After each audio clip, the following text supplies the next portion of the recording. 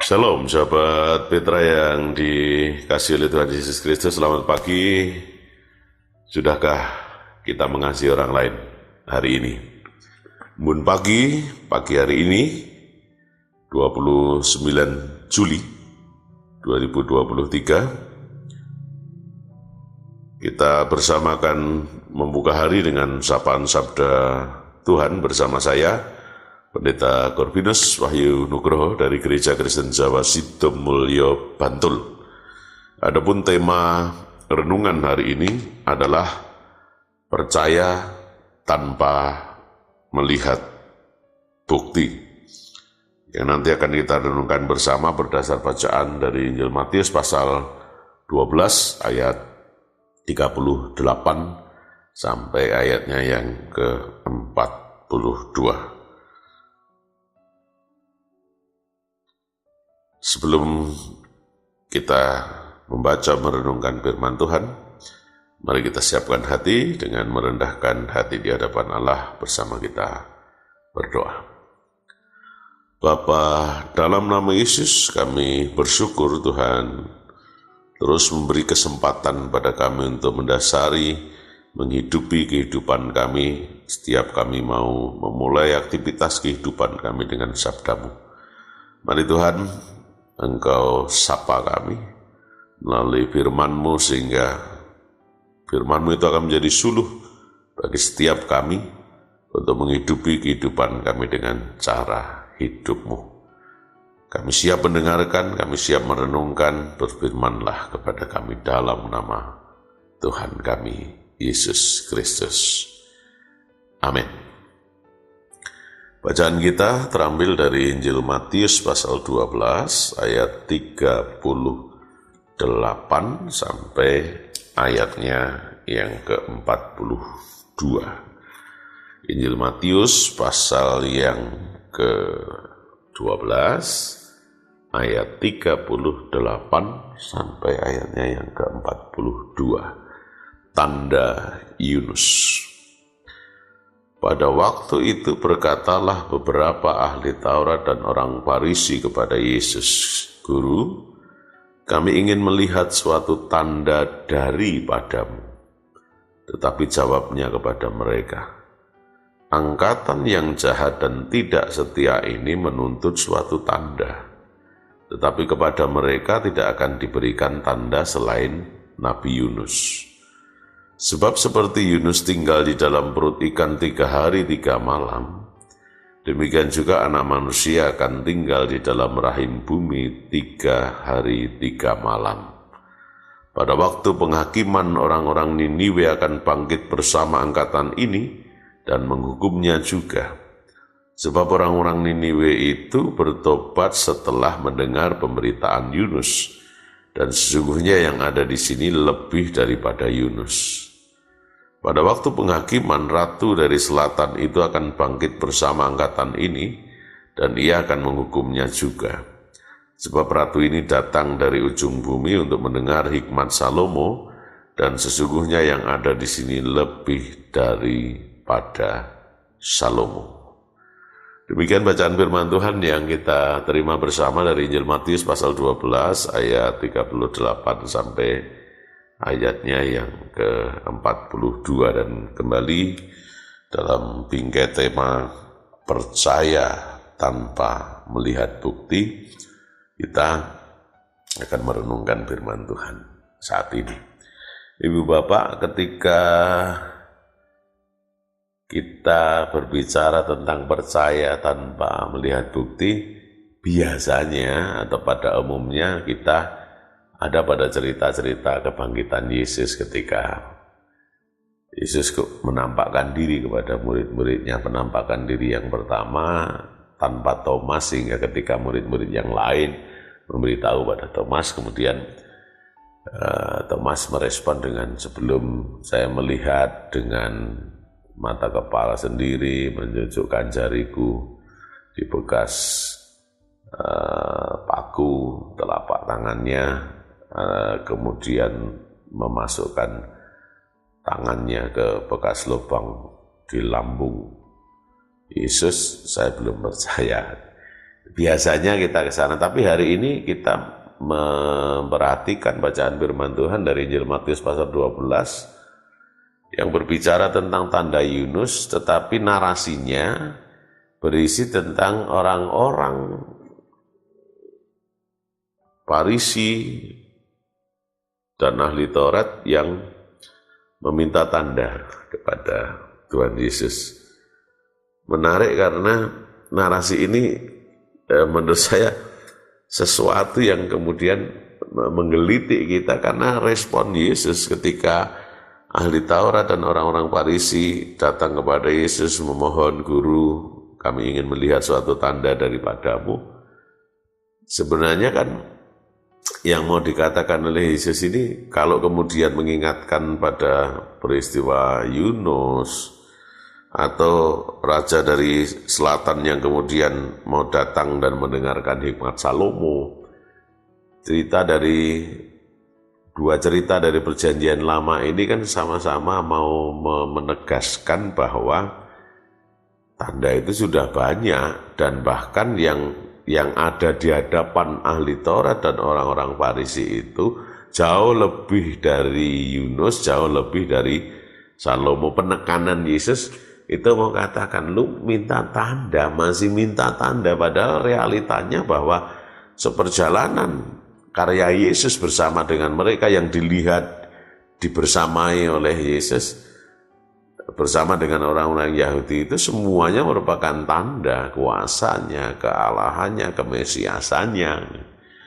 Dan ini dalam refleksi teologis kita, kadang di dalam kehidupan ini banyak tanda-tanda yang diberikan Allah bagi kita, cuma kepekaan kita untuk menangkap tanda-tanda itu sebagai bagian dari pengajaran Allah, pernyataan kuasanya, pernyataan pemeliharaannya, pernyataan berkat-berkatnya atas kehidupan kita kurang peka untuk menangkap itu, sehingga syukur, respon, penyerahan diri dan rasa syukur kita kepada Allah ini berasa banget kurangnya di dalam kehidupan, dan kita masih saja minta tanda.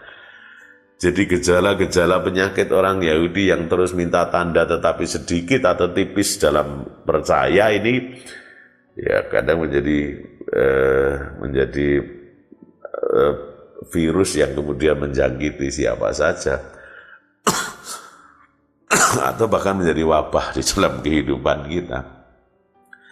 Hari ini kita mau belajar bahwa butuh proses memang di dalam rangka memaknai tanda-tanda Allah itu di dalam kehidupan, tetapi yang jelas ending dari semua proses itu adalah bagaimana kuasa, rencana, kehendak Allah ini dinyatakan, dan itu bukan untuk kebaikan Allah, tetapi bagi kebaikan kita.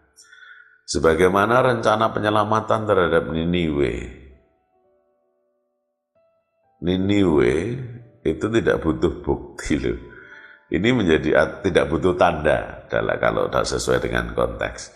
Jadi artinya bagaimana ketika Yunus diutus ke Niniwe, Yunus menolak, tapi akhirnya Tuhan harus memproses di dalam perut ikan selama 3 hari 3 malam, lalu dimuntahkan ke Niniwe, dan kemudian Yunus mulai melaksanakan apa yang menjadi panggilan Tuhan untuk menyerukan seruan pertobatan. Orang Niniwe nggak butuh tanda dan bukti-bukti lagi untuk kemudian melakukan pertobatan.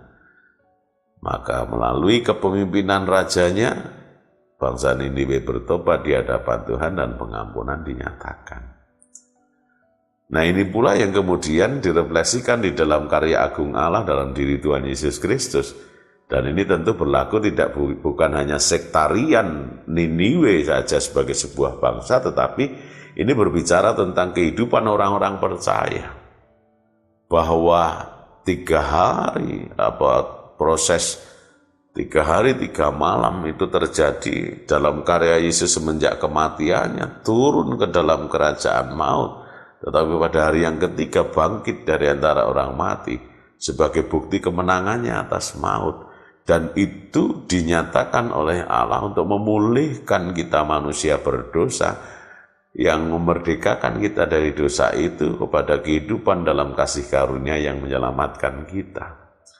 Jadi itu bagi Yesus jauh sebagai sebuah tanda-tanda yang sudah mulai bisa dilihat sebenarnya, diikuti sebenarnya, dibersamai sebenarnya oleh orang Farisi, ahli-ahli Taurat yang mestinya peka untuk menangkap bahwa misi Allah di dalam rangka kehadiran Tuhan Yesus Kristus di tengah kehidupan orang Farisi, di tengah kehidupan orang-orang Yahudi, ahli-ahli Taurat, itu warning dan seruan pertobatan bagi semua orang yang mestinya jika kepekaan itu ada, maka pertobatan itu akan terjadi tanpa harus menunggu bukti atau tanda, tanpa mesti melihat bukti atau melihat tanda. Karena iman itu pada dasarnya adalah mempercayai penyataan dari otoritas atau kedaulatan yang lebih tinggi dan berserah penuh untuk mengikuti desain dan rencananya atau masuk ke dalam desain dan rencananya sehingga dibawa kepada rencana itu sampai kepada endingnya. Dan ini lagi-lagi peringatan bagi setiap kita untuk kemudian mengasah kepekaan kita membaca tanda-tanda, tetapi sekaligus jangan mengandalkan itu di dalam kehidupan, tetapi yakini bahwa karya agung Tuhan itu sudah dinyatakan dan justru memanggil setiap kita untuk kemudian menjadi saksi-saksinya, bahwa setiap kita telah dimerdekakan dari dosa dan dihantar pada kehidupan baru di dalam Tuhan, manusia baru, hidup baru, dalam keselamatan, dalam naungan kasih karunia Tuhan. Dan itu kiranya yang menjadi dasar bagi kita untuk kemudian memulai aktivitas kita hari ini dan menghidupi kehidupan kita sepenuhnya di dalam realita kehidupan ini, bahwa kita adalah orang-orang yang telah dimerdekakan dari kuasa dosa itu. Kita adalah orang-orang percaya yang mempercayai betul karya agung Allah yang telah menang atas maut itu, sehingga kita tidak lagi dikuasai oleh dosa yang menghantar atau membawa kepada maut, tetapi dikuasai oleh kasih karunia yang menghantar kita kepada keselamatan. Konsep iman ini jika kita pakai sebagai dasar di dalam menghidupi kehidupan kita, beraktivitas, bekerja, melayani, menghidupi kehidupan kita, percaya bahwa setiap rencananya dinyatakan bagi setiap kita dan tidak pernah ada rencana Tuhan yang gagal di dalam kehidupan kita. Dan kalau itu yang kita pakai, maka kita akan dimampukan untuk bersama-sama terus hidup di dalam iman kita dan terus menerima bukti-bukti dari iman itu di dalam kehidupan kita. Tanpa mesti melihat atau belajar tentang tanda-tandanya. Nunggu tanda atau bukti dulu baru percaya. Enggak. Dibalik konsep kita, percaya maka kita akan membuktikan. Percaya maka kita akan merasakan tanda itu di dalam kehidupan. Selamat menghayati dan melakukan aktivitas kehidupan dengan dasar firman ini. Dan biarkan nama Tuhan senantiasa kita permuliakan melalui setiap hal yang boleh kita lakukan di dalam kehidupan kita. Tuhan memberkati dan mampukan kita melakukan apa yang menjadi kehendaknya. Haleluya. Amin. Kita terima firman Tuhan ini dalam doa kita. Bapa kami yang di surga, kami bersyukur atas firman-Mu yang kami terima, kami renungkan bersama melalui bacaan Matius pasal yang ke-12 ayat 38 sampai ayatnya yang ke-42 yang menghantar kami untuk percaya tanpa melihat bukti. Karena karya agung-Mu telah nyata di dalam kehidupan kami, sehingga itu merupakan tanda dan bukti kasih karunia-Mu yang tak terbatas atas kami. Kami manusia berdosa telah Engkau tebus.